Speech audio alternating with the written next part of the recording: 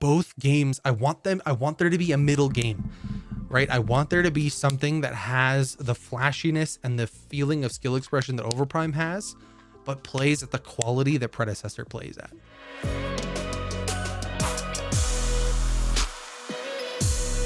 So good. But this poll came across my feed earlier, and I think this is interesting to look at because I realize that they're polling the Reddit side of things, right? But the responses were way more than I expected them to be.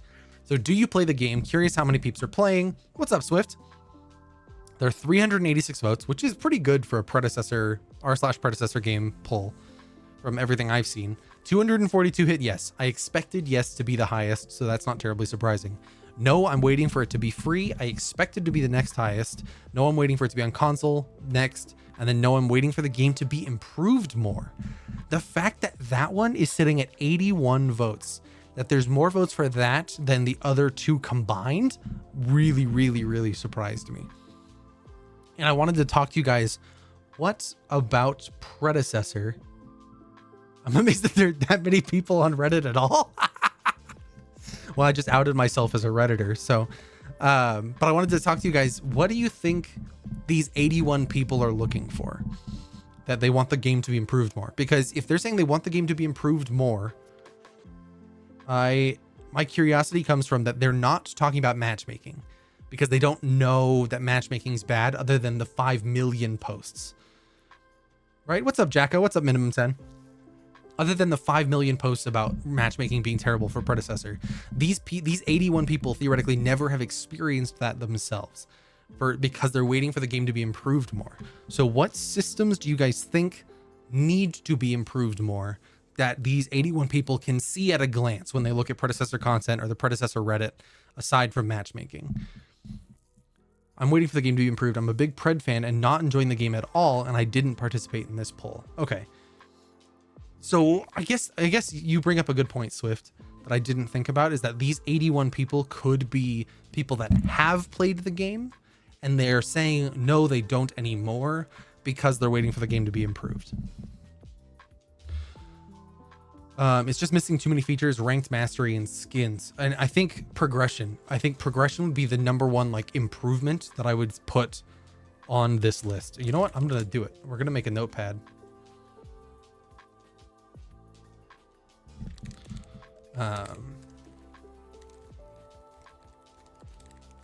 There you go. So progression, huge. I think progression is like the number one item that is needed in Predecessor more than anything else. Whether it be a mastery progression, whether it be an actual in-game leveling progression, whether it be a battle pass of some kind, right? I know I'm going to get yelled at for even recommending that Pred has a battle pass, but truthfully and honestly, I think that any kind of in-game progression would be super, super valuable. What's another one? So mastery, or sorry, I'm going to rope in a lot of things to progression. Leveling, mastery. So skins / cosmetics, I guess we could add in there. I don't mind battle passes. I think my biggest concern for a Predecessor battle pass would be how ridiculous the grind is to get there, right? Effectively, they've been doing battle passes with their, oh, I just realized that you guys can't see this because my face is covering it.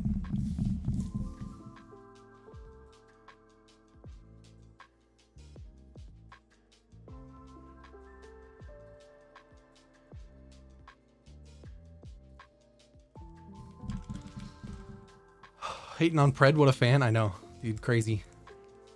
What's up, guys? You can't really chat, so you're gonna lurk. No problem, Allison. I really appreciate it. But my concern is with a battle pass that it's gonna be ridiculously predatory, or it's going to be such an insane grind that only the Soul Reapers of the world are going to be able to complete it. People that play the game for 8 hours a day, every single day, which there's an extent that battle passes started out that way. But in recent history, battle passes have become very much consumer sided. And I think that's really great. I ain't played in 4 days. Ooh, okay, never mind. Soul Reaper quit the game, guys. GG.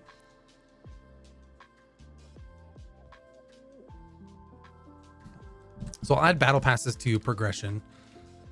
Skins cosmetic, ranked is another one. Map improvements, that's a big one. That's one I would love to see for sure. We don't talk about the Halo Infinite battle pass. It's not a battle pass. At least give us something that plays forward that makes it interesting for us. Yep, I couldn't agree more. Mangu says, I don't know. Both games lack whatever it was that made me want to play the hell out of OG Paragon, and I was literally forcing myself to play them, and it broke me. And that's huge, right? Like the fact that I agree with you, Mangoose, to a lot of an extent, is they don't have the thing that made Paragon special, right? Especially I think in the case of Predecessor. I think Overprime has different things that makes it feel special, but Predecessor feels like a soulless husk of what Paragon was a lot of the time. And I mean that in the most constructive way possible, that it doesn't have the feeling that I got playing Paragon. And it sucks, to be completely honest with you guys. Can I ask for skill expression? I guess, so what, I typed it in here, but what more particularly are you asking for in terms of skill expression, Soul Reaper? Just like more diversity in what you can and can't do, or button presses to feel better, or feel more expressive, for lack of a better way to put it. How do you entice players that prefer Overprime? Because you want to get the original. You want to get the original following of 32,000 Overprime originally had. Is advertisement important for adding all of these? Advertisement's such a double-edged sword for this kind of stuff, right? Like, it's one of those things that is definitely going to help short term, but if they don't have the things that are required for new player onboarding, for player retention, for any of that kind of stuff, they are really going to struggle, and advertisement will be just a way to burn your money faster than you already are. And I think that kind of sucks. So much feeling came from the announcer voice. I couldn't agree more. The announcers in both games are awful. And that's not to say anything against the voice actors themselves. I think that's more of a direction thing from Predecessor and Overprime directly. So the ability to dodge things, for example, or the ability to have soft counters, like a random knockup immunity on Grux Pull, for example. Very small, but it makes it usable against things like Howie Mine that can be a way to express skill. Bad example, but the quickest thing I could think of while multitasking. No problem. I guess I would ask you, so would you say something like Feng Mao Shield in Overprime, where it negates the first CC instance? Is that something more of that kind of stuff? Is that what you want?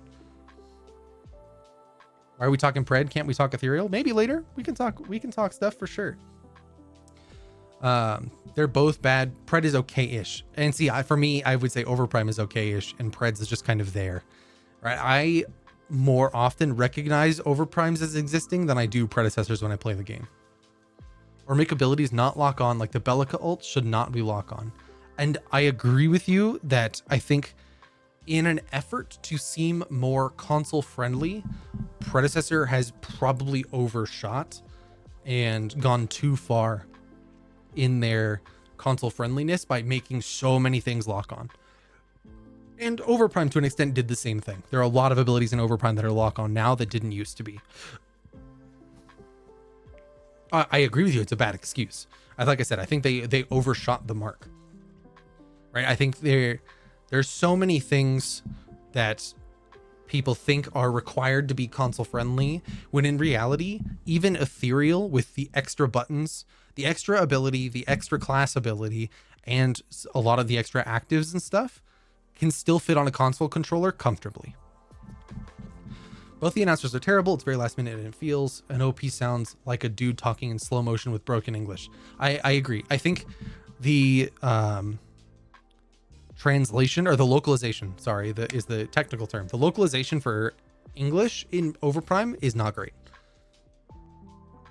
Like in Pred, you can't dodge Gideon Q if it's centered, but in OP you can. I agree with you. So I'm trying to think of like the best way to put that on here. Maybe we'll make this slightly smaller. Skill expression, ability to dodge / change interactions. Make it a tad smaller. There we go. And I mean change interactions in that like Feng Mao shield example where because I did X, now I negate Y. I think that's a fantastic thing. And I agree with you that too often in Predecessor, it feels like something happened and so they pressed Q, so I take damage. It doesn't feel like there are things that I can do to play around that. So I completely agree with Soul Reaper there in terms of something that has to be done to make the game feel better from a higher play standpoint. Lower damage for lock-on abilities, raise damage for skill shots. Easy solution for me. I love that idea. Oh my gosh, do I love that idea.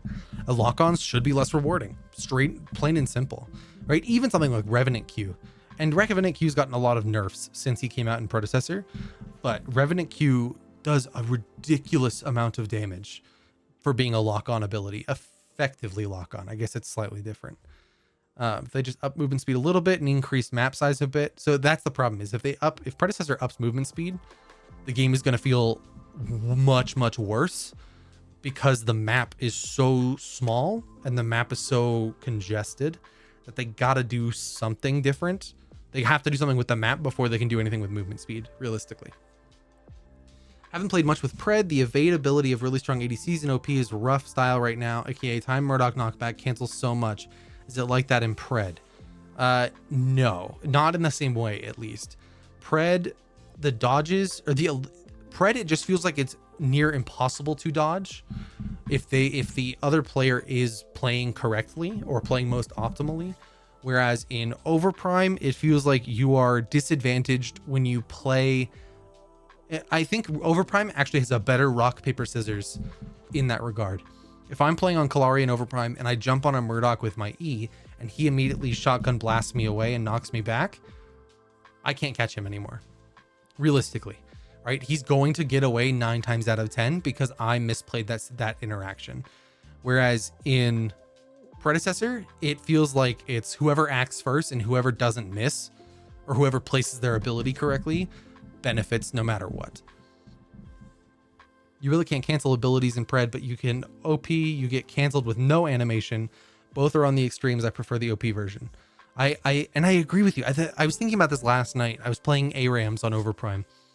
That both games, I want there to be a middle game, right? I want there to be something that has the flashiness and the feeling of skill expression that Overprime has, but plays at the quality that Predecessor plays at. And it sucks that neither game is either of those things. Like, it really feels terrible. Revenant Q destroys, yeah. Revenant is 3 lock-ons and a passive, good design. Revenant Ultimate being a lock-on is bonkers in both games. Like, it's just absolutely insane. That's the reason. So to pull back the curtain a little bit where I can on Ethereal, Malware has something, an ultimate very similar to Revenant, right? Is that he takes somebody into a different area and they 1v1, right? Malware's is a skill shot. And there were conversations had about why that's important to keep a skill shot and what you can do to make the skill shot still feel beneficial, even though it is a skill shot, right? Because a lock-on, in the case of like Overprime especially, a lock-on plus a root is dumb. Like, that's just so bonkers. Is this a JellyKnees plays Pred? Maybe, Geesh. We'll see. We'll see if I get into some games later on. We're talking about this post on Reddit right now and kind of what improvements we want to see come from Predecessor. But okay, so skill expression we talked about. Skins and cosmetics. I mean, so let's talk about this. Pricing, quality, I think, are the big two for me of where the improvements need to be had in skins and cosmetics. Ability to earn. I guess I should say play to earn. And I don't mean play to earn in that like I should be allowed to unlock everything just by playing the game, but give me the ability to unlock something for playing the game and not profile icons. Here, I'm gonna add that as another one, events, as another improvement that we can talk about here. All recolors should be earnable, guaranteed. The fact that they haven't given the original gadget skin as just another alternative option for her yet blows my mind, right? That's something that would have been so easy. The original gadget skin was already playable. You already had skins in the game when you made that change. So the skin system was already usable. You changed her base skin, which is fine, but give us her original as just like a goodwill. Here, guys, if you liked the original, you can still use it. If you like the new, you can still use that. Right? Like, that's just terrible. To me, that's such an easy win for them. They don't even take the easy wins. That's what sucks, is the easy wins they still refuse to take. And then they fight us on every hard thing as well. I forgot they removed it completely, which sucks. Like, it's just dumb. If you want a skin and not able to pay, just play a lot to get that, which is fine. I am okay. Fault is the prime example of this. Fault, you had to put an insane amount of time to unlock skins, the Paragon skins in Fault. Like, you had to put hours and hours and hours to get the highest tier skins. Undertow Gideon, Aztec Steel, right? A lot of these higher end skins. All of the Paragon skins were play to earn, for one thing, but they were a grind. And I'm okay with that, if I'm honest. Great, I can pay $20 to not have to grind that, or I can play for 20 hours and buy the skin directly.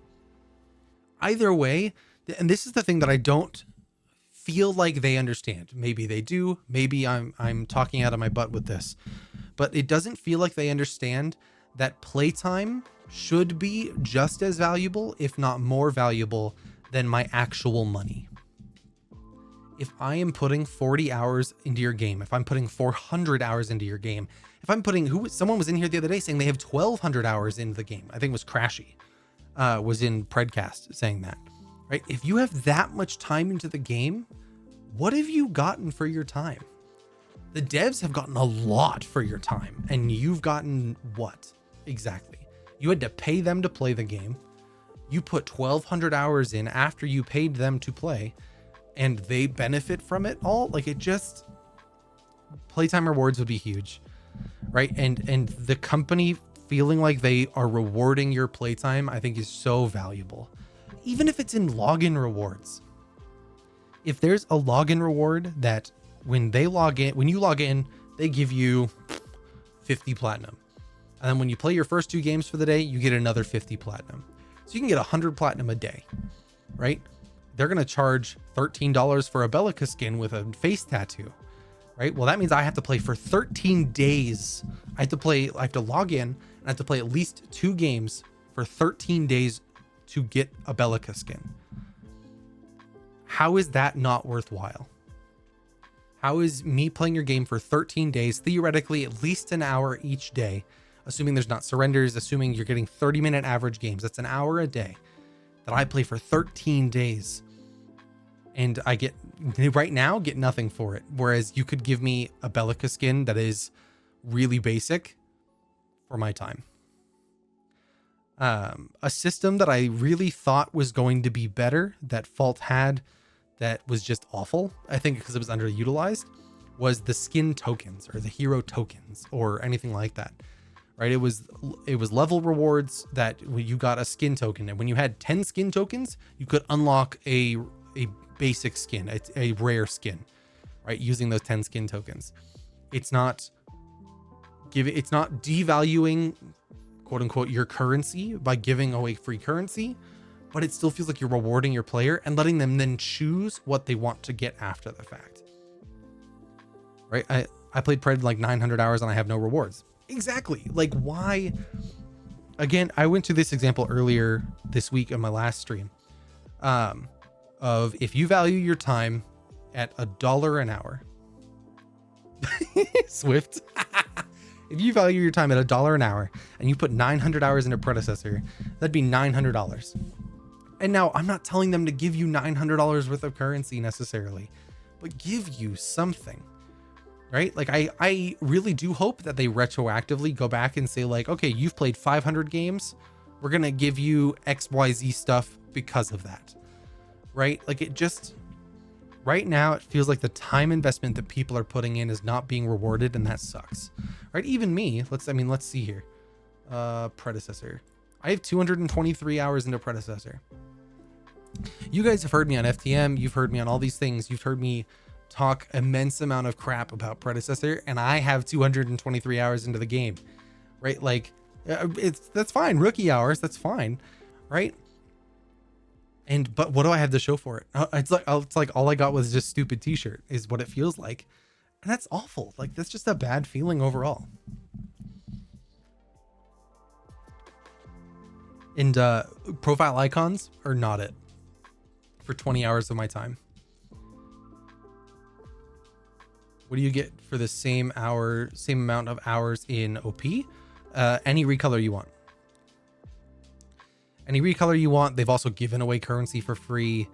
They have a progression system for new players in there that I discovered last night, or I discovered when we did this stream on Wednesday. They have player icons that you can unlock. They have a lot more for you. Now, are they perfect? No, but they are certainly a lot better. I mean, and let's see where I'm at with PTO. So I've got 101 hours in PTO. And that's partly because the game has been unplayable for 3 months out of the 6 months it's been released. Explorer Pass on Smart and Starter Pass on OP was very smart for new players. Yep, I completely agree with you. And we need more stuff like that. Smite's a great example. I mean, a lot of players compare these games to Smite because it's the other third-person 2.5D MOBA that's out there. Smite has daily login rewards, right? That is something that is so brain dead simple that rewards your players just for logging into your game. Excuse me. For giving the company a metric, they give you a login reward. I know I did the Smite word. Now if I say the F word next, we all know we're in trouble. Are there bots in OP normal games as well now? I've tried playing twice last night and I swear 100% I was the only real player in both of my games. Not that I've heard. You'd be the first to say that, Clorox, but I don't know. Like I said, I haven't heard one way or the other. But they need to do something. Only for new accounts. Oh, that I could see, actually. But I don't think Clorox is a new player. Okay, ranked. So I would say solo duo queue. I don't want 5v5 ranked in the game yet. I think 5v5 ranked plus solo duo is a bad thing. And I think 5v5 ranked 5v5 competitive nights was a failure for a ton of reasons. Partly because it was 5v5. Let's let tournament organizers organize the 5v5s and let's let ranked become a solo duo queue environment. Yeah, I figured Clorox has been around. So yeah, but ranked I think is a huge one. Map improvements, bigger map. So what we were talking about, bigger map. So the map improvements, bigger map, more space between lanes. I think that's the biggest thing, honestly, between the two. I think the jungle needs a rework in terms of how, not necessarily how it's laid out, though I think that could use some help as well. I think the jungle needs a rework in terms of the minion camps need to be more defined and more clear about what they are, how they work, and all of that good stuff. Because something I learned from a medkit on Predcast was that the outer camps give more XP, inner camps give more gold, I think is what it is. Maybe it's the flip side. Maybe it's outer camps are get more gold and then inner camps are more XP. That is not directly clear in fighting the camps. And I think that needs to be a much clearer. You feel too tight on jungle? Yes, absolutely. That's why I said more space between lanes. But the camps are not clear in terms of what I'm going to get from each thing. If And part of that is, while they have minor cosmetic differences, them being all the same minion type makes them feel the same, right? Even if one's white and one's green and one's purple, they feel like the same minion, even though they have slight color differences, right? So they need to be something different. I've asked them about that, and they always just say that it doesn't make a difference when doing a full clear, so just don't worry about it. But you're not always doing a full clear. What? That's such a bad reason. Bad take by Ometa there. 1000%. What? That's such a weird thing to say. Well, if you cleared the entire jungle, it wouldn't matter. But you don't. What? And laners take camps, and if you know that I need XP to level up. If I'm a player that I need my next level to get 6 before Fangtooth, for instance, right? And I say, and in my head I go, well, I'm going to the right side, so I have my 3 camp and my 5, or my 2 camp and my 5 camp on the right side if I'm playing on Dusk, right? So from that, if I take the 2 camp, for instance, and get less XP, and I don't level, now I still need to go take the 5 in order to go to Fangtooth and be level 6. But if I took the 5 camp to begin with, then I could be level 6 going into Fangtooth. So that's such a bad argument. That's such a bad argument. It's ridiculous. I'll add that to the list of bad arguments that Ometa has on a lot of this stuff. I'm going to add art on this. And I guess lore. But that's such a bad take. I'm not saying that's on you, Magus. I'm just saying on them. But yeah, the map needs changes. I think verticality, actually, now that I am thinking about it, I'm going to extend this. Verticality. The current verticality exists between red buff and the camps, the Prime, Guardian, or Prime and Fang Pit, and the side lanes, basically. Like the verticality is so limited that it doesn't actually do much. The map is almost all implied verticality and not real verticality. Yeah, the verticality comes in terms of like breaking up the monotony, not because it was actually thought about in terms of adding diversity through, or adding skill expression. This kind of goes back into that one. Adding skill expression through map verticality. And I think that is a big thing for sure. So events, I mean, don't give profile icons for 20 hours of, so events, don't give profile icons for 20 hours of gameplay. They put a Greystone recolor in the game, give away the Greystone recolor. They add another Greystone recolor, add an event only Greystone recolor for all I care, right? Like, do something that's for 20 hours of my time. Honestly, give me profile icons if I play Greystone once and I beat Greystone once. Like, done. Congrats, you get profile icons. Like, that's realistically the amount of time that I should be spending to earn subpar profile icons. Let's be honest here. Art and lore, I think, are pretty self-explanatory. We don't necessarily need to go into those too much. But I mean, I've seen some ridiculous posts on here recently. I really thought this was interesting. That 81 people are waiting for the game to be improved more. Are there any other improvements you guys can think of that you'd want in the game before you'd consider playing more that we haven't talked about already? So while that loads, we've got progression, skins, ranked, map improvements, skill expression, events, art, and lore.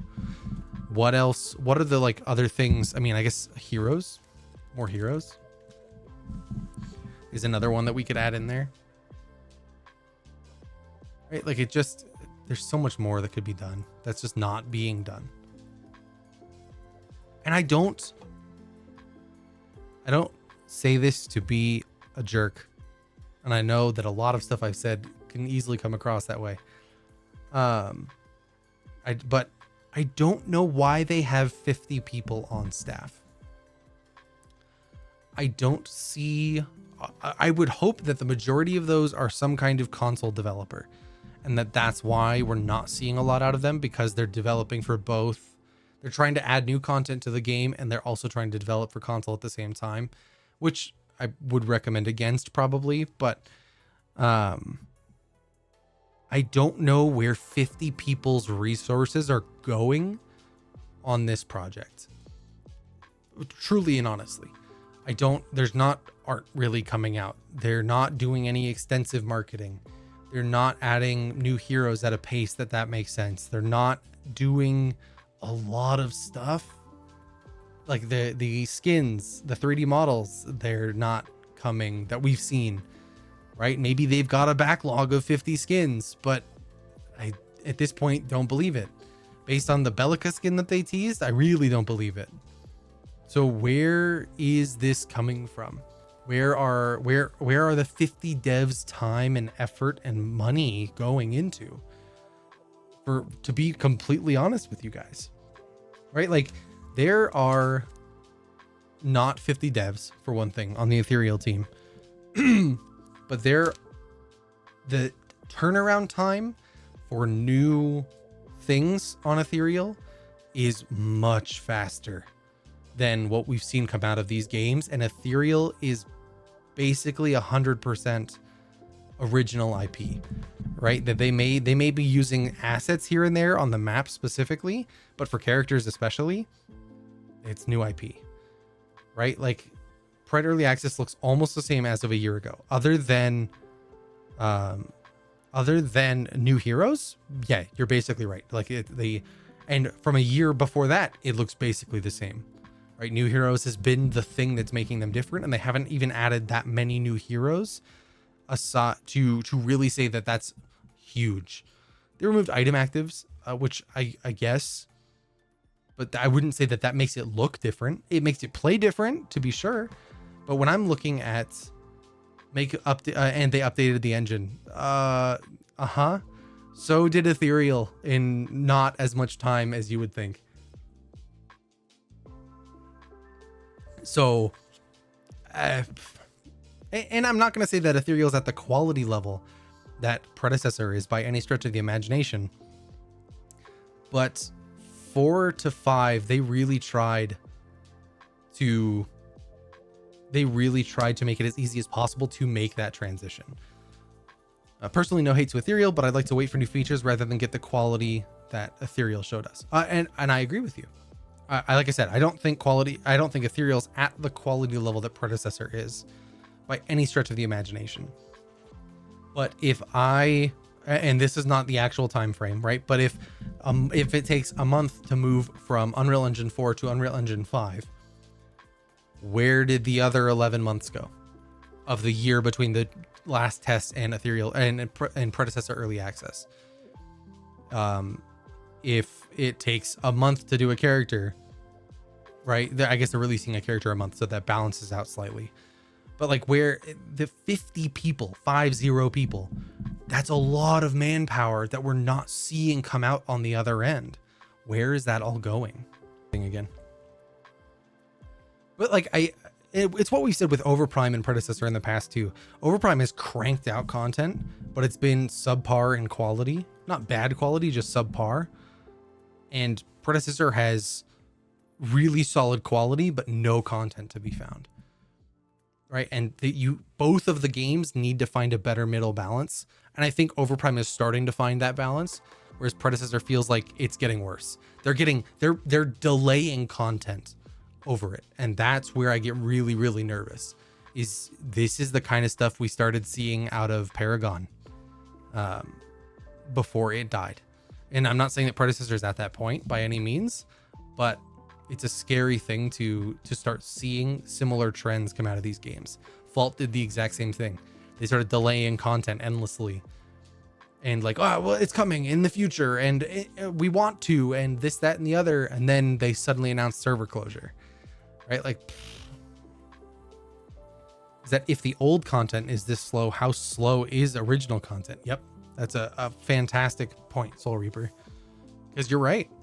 If old content is this slow, and old content should be the harder parts of old content being the models and VFX they have to redo almost from scratch across the board. So fine, I'll give them a pass on the VFX. The models are done, and they said in their Q&A that they plan to update the models in the future, but they're not doing that right now. So where is it? What are we working on? Where are the resources going? If you're going to tout that you have $22 million in resources to allocate to hire people, to hire good people, to hire faster, stronger, whatever, right? Then show us that you're doing that, because as of right now, you're not. And it's sad. Let's see. Turn season level into a profile icon at the end of the season. I don't hate that idea. Right? That's a level of achievement that you guys that could show off a little bit. I'm rooting for Ethereal now. I hope all the parazombies die. I don't hope they die, but I'm with you. I think Ethereal has the biggest chance out of all of them.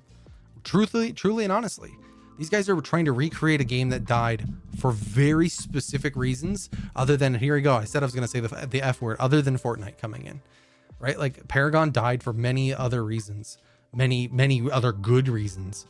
And Overprime to an extent and Predecessor to an extent are recreating a lot of those same reasonings for the game shutting down and expecting it to be different. And that's the definition of insanity. So like, it just feels bad. Speculated hero release schedule updated with the latest information we've got. So July, they're saying Twin Blast, which goes into the locked and loaded, which we talked about before. August is Lizard, fine. September through November, Yin, Aurora, and Seraph. Could be interesting. Pride could be really good, but it needs so much time. Yep. Someone who only got to recently learn about Paragon, I hope it doesn't die because I love the IP. I'm with you. The way I felt about Fault when it shut down makes me know that I don't want these games to die, right? Like, so much of my time and life and effort has been spent in the Paragon universe with the Paragon characters that I don't want it to die, right? Which is why I make content like I do. That's why I'm so critical of these games, not because I'm doomsaying them by any stretch, but because I want them to be better than what they were, right? Back when Paragon existed, I knew all the problems existed, and I didn't voice any concerns. I didn't say anything, even though I played the game a lot, was friends with some people in the community, all of that kind of stuff, and didn't say anything. I'm not going to be that way this time around. I barely cared about Fault, but was still sad that it ended. Exactly. Why Twin over Grim? Twin Blast has a voice line that's locked and loaded, which was the kind of like teaser word that they put in their blog post. So people are assuming it's going to be Twin Blast. I hope it's Grim over Twin Blast, to be completely honest, but that's what people are thinking. Yin, I would love. I think Yin absolutely needs to be added to the game. Kwang, Wraith, and Terra. Okay, I think Kwang is coming much sooner than that. They know better than to let me go my birthday month without my girl. There you go. I think Kwang is coming much sooner than January to March, though. Honestly, if it wasn't for the locked and loaded thing, I would tell you that Kwang is the next hero. Grim, Iggy, and Wukong, they're definitely gonna do Iggy, Wukong, and Zinx last. Like, there's no question in my mind because of how problematic those three characters have been. There's no question. Wukong would destroy Predecessor. If it was Paragon Wukong in Predecessor, Wukong would dominate the entire game, every single game. He'd be worse than he was in Paragon on release. I have no doubt about that. Terra, I would love, but we don't really need more tanks in the game after Greystone releases. Fault had better skins than Pred and more replayability. Yep, absolutely. And Fault had original skins, actually original skins. Grim would be a much nicer hero to have in for the next ADC. I miss my baby. Yep, 1000%. Please make it Grim next. I hope so. They should allow Wukong to be broken. Pfft. How many seasons do I have to wait for the free and full release? They said before early access release.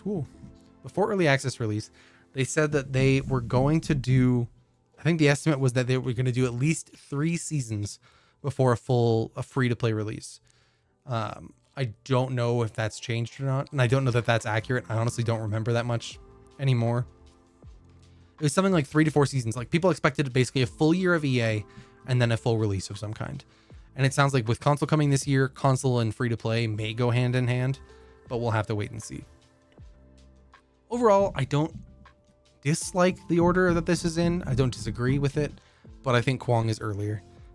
I think they'll push Aurora back because she's been kind of problematic herself. Bring Kwong up and do something like that instead. Yeah, like I said, overall not a bad tier list. Errors. Man, this guy played 20 hours. Guys, he got 20 games with and 21 games against. You guys got to put at least 20 hours. Ooh, Q&A answers roundup. So I still haven't watched the Q&A. I briefly read some posts about it. So next to meta original heroes codename Lizard. The codename doesn't feel like it does him justice. Will be played mainly in the off lane. So another off laner, which we expected. Though they expect him to be flexed. That's fine. Next Paragon hero is not Seraph. Fine. They want to update the characters. This is what I was talking about before. It'll eventually come, just not a priority right now. They are very excited to eventually get around to non-humanoid characters. To eventually get around. So to me, them saying eventually get around to non-humanoid characters means we've still got plenty of time. They want item building in the game. New item art is coming. They're currently exploring art styles and figuring out how it should look. So a while, if they're just now exploring art styles, then it's still got some time because that's wild. I feel like they should have had that idea before now, but whatever. They want to look at the health potion slot. They've already talked about this before. Hero mastery and other retention systems are currently at the top of the list after the UI rework. So that goes, they've been doing that forever. Yeah. So this is exactly what we talked about on Wednesday. Hero mastery and other retention systems are currently at the top of their list after the UI rework. So it is not part of the UI rework. That's insane. So the UI rework is literally just a UI. We're season 2, the age of UI, 4 months for UI. And the season 1 makeups. They want a system akin to daily logins to reward players for continually showing up and playing, which is what we talked about. This is great. Not sure on battle passes option is there and could happen. It could be a technical challenge to get it right with all the heroes in the game. What? What does that even mean? A technical challenge? League of Legends has a battle pass. They do like 5 battle passes a year and they have 130 characters in the game. What do you mean it's a technical challenge with all the heroes in the game? What does that even mean? Oy, oy. Controller 2.0 is in the works. Great. No fixed date on console. Progress is coming along amazingly, but more news closer to the date, which means nothing. New game mode is being developed. Fine. Practice mode will slowly receive changes over time. Great. Co-op AI will get more difficulty changes. Well, how about you make the current difficulty actually make sense? Basic recolors for loot boxes. That's how they should treat recolors and use them on a battle pass instead of loot boxes. Technical challenge to develop skins for a battle pass since it's such high fidelity. Oh my gosh. Since you can't make skins for every hero and other stuff, then they won't buy it. That's fine. Like, what? That's not the point of a battle pass, right? Make your battle pass make sense. The point of a battle pass isn't, well, it's going to give me a skin for all the characters that I play. No, that's not what the point is. But okay. It just, see, to me, that kind of wording tells me that they're more concerned about making as much money as possible on the battle pass than they are concerned about giving content on the battle pass. Should just go with the season. That I'd be fine with the season pass too, if I'm honest. Do something, like, but make it clear what I'm getting for it. So co-op versus AI. I talked about this on Predcast when I was on there weeks ago. But co-op versus AI, the current game mode, you can't lose against bots. And I mean that. The wording isn't official, to be fair. Okay. I agree with you, right? He did use quotes earlier on. Quote doesn't feel like it does him justice, and he hasn't used quotes since then. So great. I will give them a slight pass until I watch it myself and can comment directly. But still doesn't make me excited. To me, saying it could be a technical challenge to get right with all the heroes in the game seems like it's wording that they used, but I will give a pass. Imagine a rogue themed battle pass, 4 heroes get new rogue skins or something. Brilliant idea. I think that's fantastic. So co-op versus AI. Don't ask why I was doing this, but I did nothing but stand in the fountain. So I basically turned the game into a 4v5 in co-op versus AI, and my team still won without me in like 30 minutes. Not even like excessively long. They still won without me in 30 minutes. To me, that actually downgraded what I felt about their AI system, because a 4v5, they might lose. Fine. Some RNG is involved in there because the AI's got to think and all that kind of stuff. Fine. But the enemy AI only took T1s. They never even got close to a T2 or an inhibitor. And I, again, turned the game into a 4v5 and my team still won. That's bad. Like that is not teaching players if they're practically guaranteed to win no matter what. Matchmaking server questions. Role changes are not coming soon. They want it, but it provides technical issues. And it seems like they want to integrate it into more matchmaking, with them wanting a larger player base. Not a quote, but this is the second time technical things have been brought up. Again, makes me nervous. Seems like a cop-out. It feels like it removes agency if AI wins for you regardless. I completely agree. I'll tell you guys my plan for it. Honestly, the reason I was doing that is I told anyone that was here on Wednesday, but I want Twitch chat to play Predecessor. I want to go into a co-op versus AI match and give Twitch chat control of whatever character you guys decide, and have you play a co-op versus AI match and see if you can win. Well, in Predecessor, it feels like that's a wasted opportunity because you're going to win basically no matter what, right? Like I tried this 5 or 6 times and every game ended up in my team winning a 4v5. All right, that's not good content. And B, that's less fun knowing you're going to win anyway. Like, it's just meh. I wish their AI was better.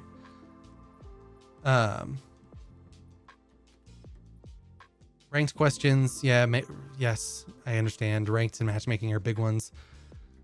Map questions. They likely won't straight up make a new map, but they've heard all the map feedback. Too small, bad pathing, choke points, and will iterate on the map over time. It is more of a longer term goal and will be worked on once the level design team has more time. Whatever that means. They would love to do seasonal holiday map changes. Yeah, whatever. Lower on my list of concerns. Skin emote questions. Loading screen splash art for skins coming soon, as mentioned on the blog. They'll be adding in their skins over time. They lowered their skins to a single skin last patch, so I'm not exactly expecting that anytime soon. They're listening to skin pricing feedback. What a generic response. Not a quote, fine. But if they didn't say anything else about skin pricing, that's a generic response. Not too much to add on marketing. Fine. No timeline, but localization is coming. There are new harassment and chat abuse changes coming. They have tech to implement more new tutorials and would like to keep adding them, but they want to focus on player retention first. What? They have the tech to implement more tutorials and want to keep adding them, but they want to focus on player retention first. Uh-huh. Those two things go hand in hand, Omeda.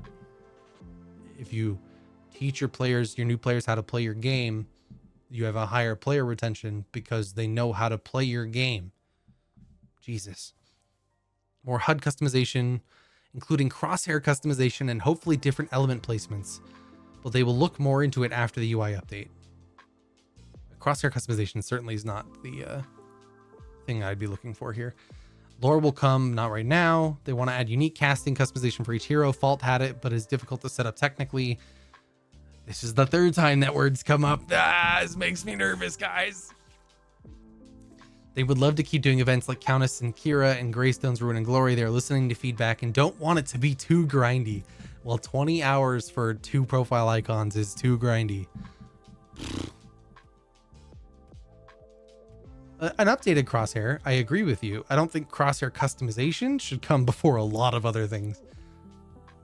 Since they're waiting for console. there's a lot of this was just, again, the word technically coming up 3 times. Maybe that's this user's word and not the actual Q&A's word, but that makes me increasingly nervous. The best carry, item ideas. Farming is better than kills. I was skeptical on how kills are rewarded, so I just looked at some notes and did the following. Kalari Jungle. I love this. Actually. This is huge. I will upvote this man, and I will come back to this later. Maybe we'll make a video. Not a dev, but I think some of these things may be a lot more simple to implement, and it makes them feel like they are giving the players something, i.e. crosshair customization. I can't get into specifics. I am under NDA from Ethereal. You guys know I used to work for Ethereal. I do not any longer.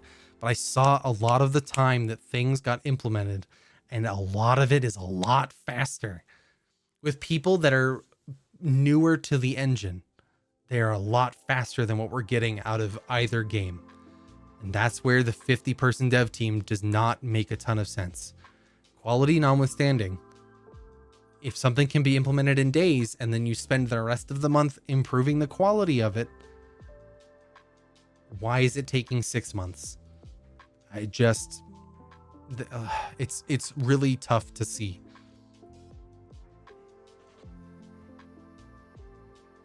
Faster than Overprime in terms of when Overprime says they're going to do something versus when it gets into the game. Yes, it can be done faster than that. Now there is a lot of testing that comes into that and all of that for sure, right?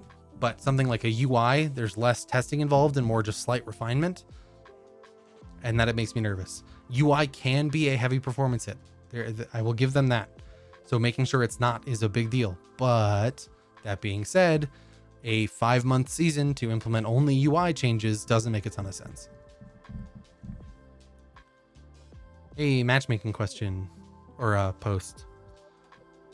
Placements, let's see. What's the discrepancy? 1200 is the lowest versus 2350 almost on the other side. And that's iron to platinum, it looks like. That's wild. I'm not going to harp on them too much for that. That's a player-based matchmaking issue, which is just hard. Don't work for Ethereal anymore. Personal, care not to say, just curious. I talked about this a bit last stream, and I will cut that up and post it as a YouTube video, so I won't go super into it today. Go subscribe to my YouTube. I'm going to plug it. Generally, I left for my own well-being, my mental health, my physical health, and just overall, it was a better choice for me to leave than for me to stay on the project. Like I said, I won't get too into it now. I'll save that for the video that I cut up and post probably next week, but that's the gist. All right, guys, I think that's enough Reddit browsing for today. But I think that was the biggest thing we talked about, right? Was just this post, right? Going into why a majority outside of the people that play the game consistently, majority of votes went to, I need the game to be improved. And it's for all these things that we talked about: progression, skins, ranked, map improvements, skill expression, events, art, lore, heroes. But that's still a scary thing to see. And there's still so much for them to work on, right? Like if let's see, predecessorgame.com. Let's go find their season 2 roadmap. Probably 4 pages. Kira was the end of season 1. Season 2. So phase, the mid laner was Morigesh, the new off laner was Greystone, and then the Omeda original hero. They got rid of the ability to grind past level 35, which sucks. The planned features almost entirely got scrapped. So let's do it this way, so we can actually mark off what was and was not implemented. Oh, it's over here. Okay. So roadmap for season 2. Oh, let's get our little painter's brush out here. What? Oh, because it was still selected secretly. So phase, we got Morigesh, we got Greystone we got. Does Component count since it was removed? I'll count it, but it was a season 1, so I count that as a makeup anyway. So I guess I'll highlight it instead. It's one of those weird ones, to be sure. Replay System Beta was a Season 1 layover. Public API was a Season 1 layover. Tutorial V1 is a Season 1 layover. Revamped loading screen, we did get, technically, I guess. We got that last patch, I'll give it. Dynamic ping system improvements, we have not got. Ranked mode systems, we have not got. Hero acquisition, we have not got. New cosmetic types, we don't have. Profile icons, I don't count. New improved UI, we haven't got yet. Scoreboard rework, we haven't got yet. Ability description improvements, we haven't got yet. Ban and swaps and draft, nope. Controller V2, nope. Improved store, nope. More skins and profile icons, fine. You kind of get these last 2 for free because gameplay tweaks and features. Okay, fine. Right, but they delayed the original hero to August. Right, so we'll actually cross that out and say August. This is terrible, but it is what it is. You know what? We're gonna retry. Lower my pen size. So that's now in August, and then insert another hero from Paragon here. So I mean, and basically a lot of the other stuff in here has been delayed. So dynamic. So let's change color here. Black, I guess. Actually, no, let's do white. So dynamic ping system is delayed. Ranked mode is delayed. Hero acquisitions theoretically delayed. New cosmetic types is delayed. Improved UI is theoretically coming this season still. Scoreboard rework, to me, is tied into the UI, but who knows? Ability description is not UI, so delayed. Bans and swaps, delayed. Controller V2, probably delayed. Improved store, again, maybe comes with new UI, but to me, it's separated, so I'll probably say delayed. So congratulations. They gave us 4 things that were meant to come in the previous season, or 3 things in the loading screen. I lied. 3 things that were meant to come in season 1 that they delayed into season 2. 1 thing that they've done, these 2 are gimmies because they have Paragon assets and their gameplay tweaks. It's balanced. That's fine. Again, a gimme. And so far, nothing else. And we are 3/4 of the way through the season. Yes, they delayed it, but still. What the hell? If you plan on releasing an original hero, wouldn't you think it would have already been mostly completed before saying you're going to release it? Or is that just dumb thinking? They did announce it 4 months in advance. Delays happen, but this comes down to, I was talking about this on Wednesday, them needing to manage internal timeframes better than they are. Things need to be done earlier than when you, or need to be said to be done earlier than when you plan to release them, because you need to have plenty of time for potential delays and any of that. So the community doesn't have to feel the pain of your, the only word I can think of to say is incompetence, but I don't mean to be that harsh. Your lack of preparation should not be affecting your community, because that's how you lose your community. And yes, small community versus what it potentially could be in the future, but that still doesn't change. So I do want to talk to you guys though about the way they announced the heroes for the season. So they did phase, and that's because that was the start of season 2, so that's fine. But then they anonymized the 2 middle heroes. They're using the new hero for us as an excuse for us to not get the new UI next patch. Hope I'm wrong and UI comes in 0.9. Ooh. To be fair, I hope you're wrong too, but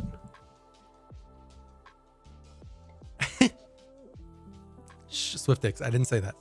I want to talk to you guys about so do you guys prefer the season 1 method of announcing heroes, in terms of, we knew off the bat that we were getting Revenant and we were getting Countess, and who was the other one?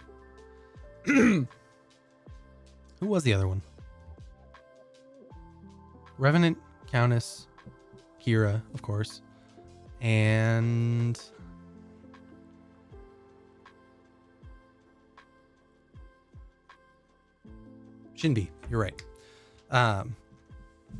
So So we knew we were getting those three and Huntress, the original hero. And in season 1, I think that was better personally. But then in season 2, we are getting the anonymized middle 2. I think I would want it to be more hyped up, but in my opinion, it doesn't really work when they are original hero characters. When they are originals or when they aren't. Like, I don't care which Paragon hero it is, just put it in the game. But so I think you're the minority there, Soul Reaper. I think a lot of people do care because they want their character back. And if they know Iggy and Scorch are coming in June, that they can be like, yeah, my character, let's go. Whereas the Anonymous, I knew it was coming. I didn't care though. Like, at least for the first season, I cared more. I was like, oh, Countess is coming. That's really cool. And kind of built my own hype up for Countess. Whereas this is just the week before saying like, it's Greystone, being like, oh, okay, cool. Oh, Morgish was something sad to be sure. Look forward to not playing a game, hoping a hero. And I think that's the biggest thing. Not knowing, but having other things to care about, I think would be okay. But not knowing and not having other things to care about. And in fact, actively them telling us that they're delaying the things we might care about, like new UI, ranked mode, etc., I think is a bad thing.